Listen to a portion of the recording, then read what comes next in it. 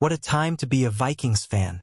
After finalizing their 53-man roster, our Minnesota Vikings are wasting no time building a practice squad that's got depth, potential, and a few surprises. The team announced 16 players for the 2025 practice squad, and it's a mix of familiar faces and strategic picks that have us hyped for what's next. But here's the kicker. There's one spot left open. Are we on the verge of a blockbuster move? Let's start with the names.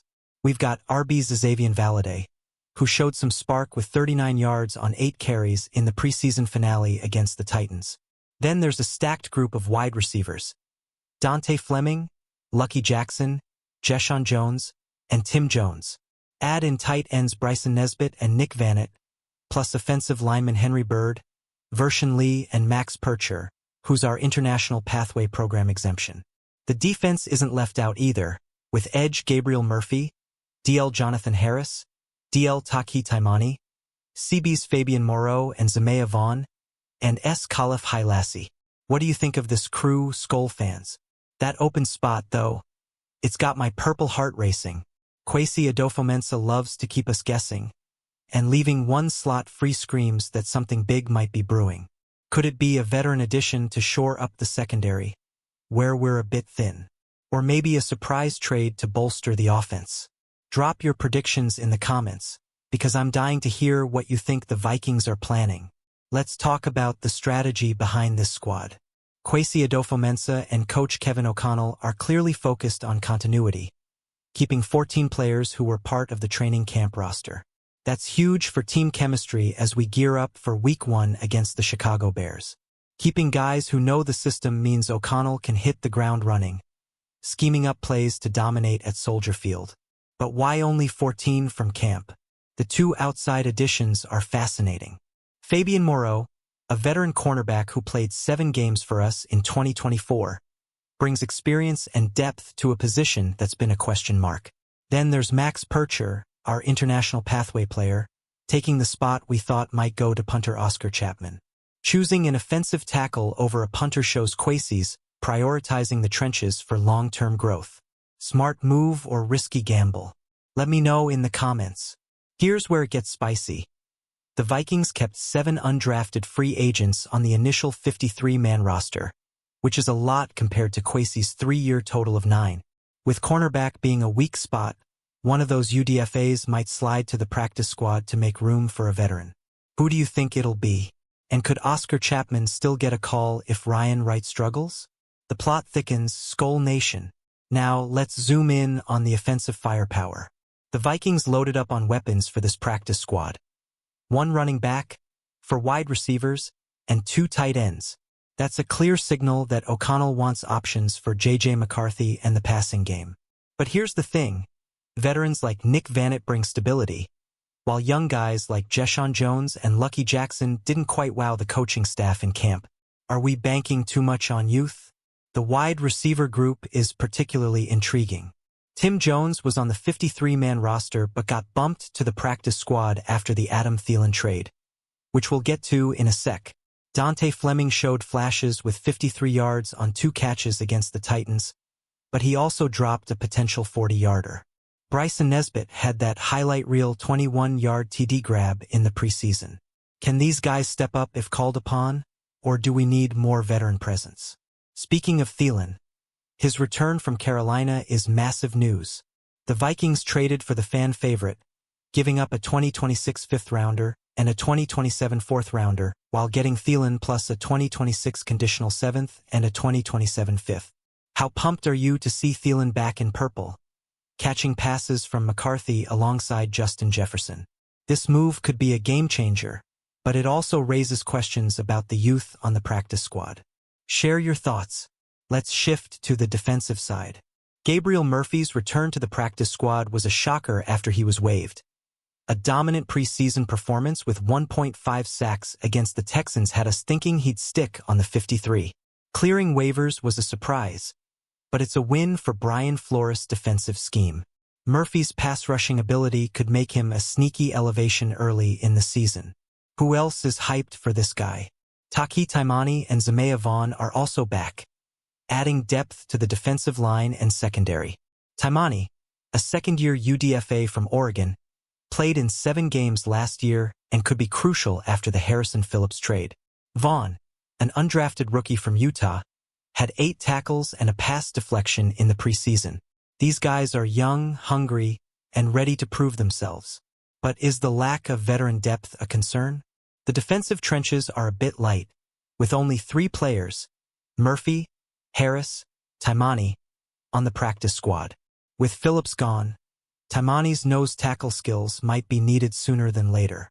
Do you think Flores can mold this group into a disruptive force, or should we be worried about the depth?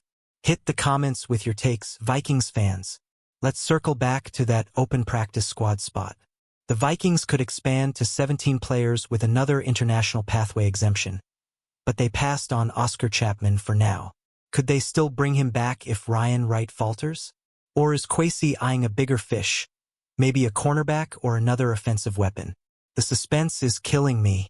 The fact that we kept only 16 players when we could have filled all 17 spots tells me Adolfo Mensa is playing chess, not checkers. Posts on X are buzzing with speculation about a potential veteran signing or even a trade before week 1. What's your dream addition to this practice squad? A lockdown corner? A bruising running back? Let's hear it. One thing's clear. This practice squad is built for flexibility. With O'Connell likely to use elevations early to test the young talent, we could see guys like Valladay or Nesbitt getting snaps sooner than expected. How do you think these elevations will play out in the first few weeks? Drop your predictions below. The Adam Thielen trade is the cherry on top of this roster shakeup. Bringing back a Vikings legend who racked up 48 catches for 540 yards in Kevin O'Connell's offense in 2023 is a massive W. Thielen's veteran presence could stabilize a wide receiver room hit hard by injuries and suspensions. Jordan Addison's out for the first 3 games, and rookie Ty Felton tweaked his arm in practice. Is Thielen the missing piece? The trade details are juicy. We gave up a 2026 5th and a 2027 4th, but got Thielen plus a 2026 conditional 7th and a 2027 5th. That's a steal for a proven playmaker who knows the system. Imagine Thielen, Jefferson, and McCarthy lighting up the field together. How many touchdowns do you think this trio could combine for this season? But here's the flip side. Moving Tim Jones to the practice squad to make room for Thielen shows how cutthroat roster decisions are. Jones had 100 receiving yards in the preseason, yet he's back on the practice squad. Does this move signal a lack of faith in the younger receivers, or is it just about maximizing talent? Let's debate it in the comments. Let's talk about the trenches because that's where games are won. The practice squad has just 3 offensive linemen, Bird, Lee, and Percher, and 2 defensive linemen, Harris and Taimani. Max Percher, our international pathway exemption, is a developmental tackle who's been with multiple teams, including the Lions and Seahawks.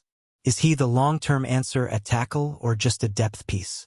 Henry Bird and Vershawn Lee add versatility to the O-line, with Bird playing both guard and tackle and Lee working multiple interior spots.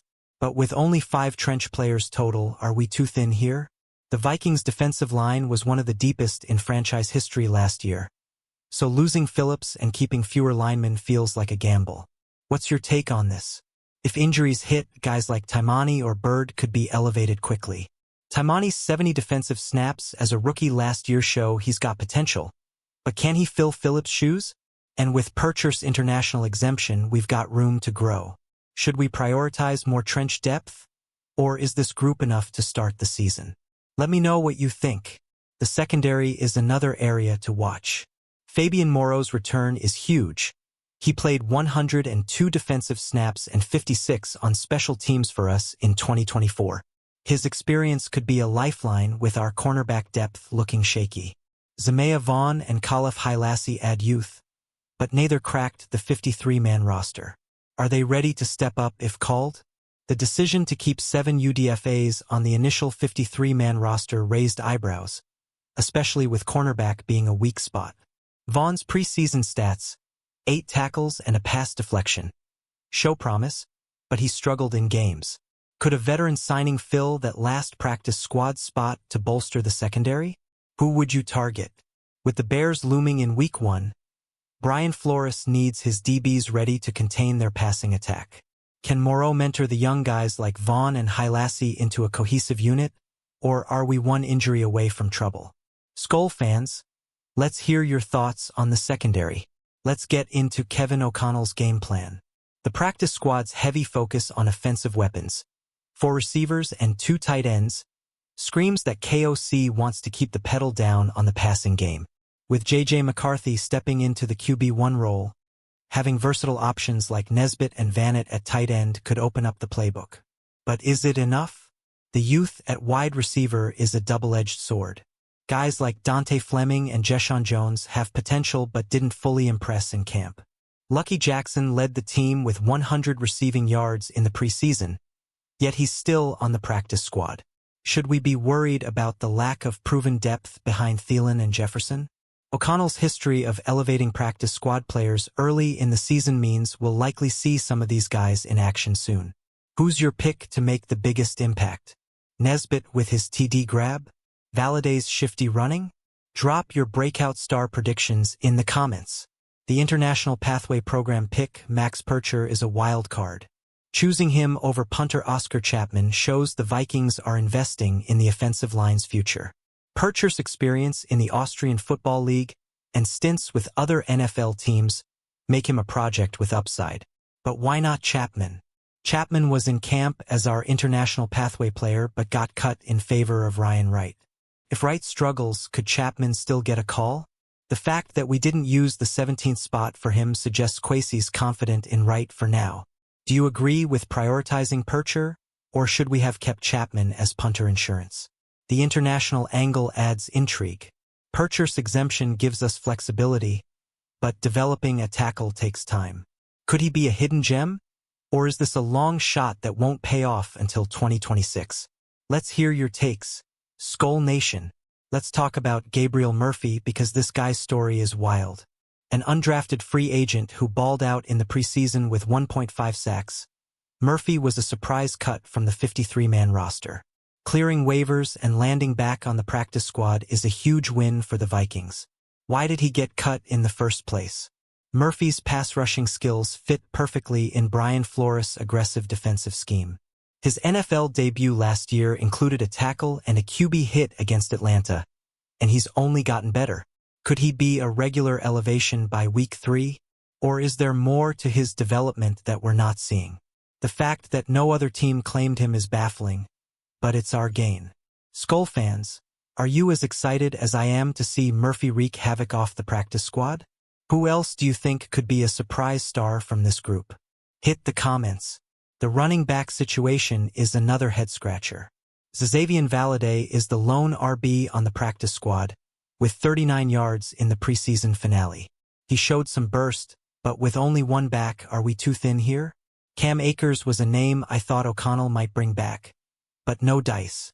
Valladay's late addition to camp and solid performance against the Titans earned him a spot, but he's not a lock for elevations. With Aaron Jones as the lead back and Ty Chandler as the backup, Valladay's role might be limited unless injuries hit. Should we have added another RB to the practice squad? The lack of depth at running back could be a concern, especially with a tough schedule ahead. What's your take on Valladay as the only practice squad RB? Would you rather see Akers or someone else? Let's talk about it in the comments. The tight end duo of Bryson Nesbitt and Nick Vanett adds intrigue. Nesbitt's 21-yard TD catch in the preseason was a highlight, showing he's got playmaking ability. Vanett, a veteran with 9 NFL seasons, brings reliability and blocking prowess. How do these two fit into O'Connell's plans? With TJ Hawkinson as the starter, Nesbitt and Vanett are depth pieces who could see action if injuries strike or if KOC wants to go heavy with 2 TE sets. Nesbitt's youth and Vanett's experience make a nice balance, but are they enough to elevate the passing game? If Hawkinson misses time, could Nesbitt step up as a receiving threat? Or will Vanett's blocking be the key in short yardage situations? Skol fans, who's your pick for the bigger impact at tight end? Drop your thoughts below. As we head toward week 1, the practice squad's youth-heavy approach raises questions. Keeping so many young players like Fleming, Nesbitt, and Vaughn shows faith in the future, but the lack of veteran depth could hurt early on. With Addison suspended and Felton banged up, the offense might lean heavily on Thielen and Jefferson. Is that sustainable? Kwesi's track record of keeping camp players for the practice squad, 14 of 16 this year, shows he values continuity. But only adding Moreau and Percher from outside feels conservative. Should we have gone after more experienced free agents like a Hunter Renfrow, who was cut by Carolina? The Bears game will be a litmus test. Can this practice squad provide the depth we need to compete in a tough NFC North? What's your confidence level in this group, Vikings fans? Let's hear it in the comments. Alright, Skol Nation, we've dissected the 2025 Vikings practice squad from every angle, and it's clear this group has potential question marks and a whole lot of intrigue. That open spot has me on edge. Kwesi's got something up his sleeve, and I can't wait to see what it is. For now, this squad is a mix of youth, upside, and a few savvy veterans ready to make noise. What's your biggest takeaway from this practice squad? Who's your breakout star? And what do you think Kwesi's planning with that 17th spot? Drop your thoughts in the comments, hit that like button, and subscribe to the channel for more Vikings news and updates. Share this with your fellow Skol fans, and let's get ready to dominate the Bears in Week 1. Skol Vikings!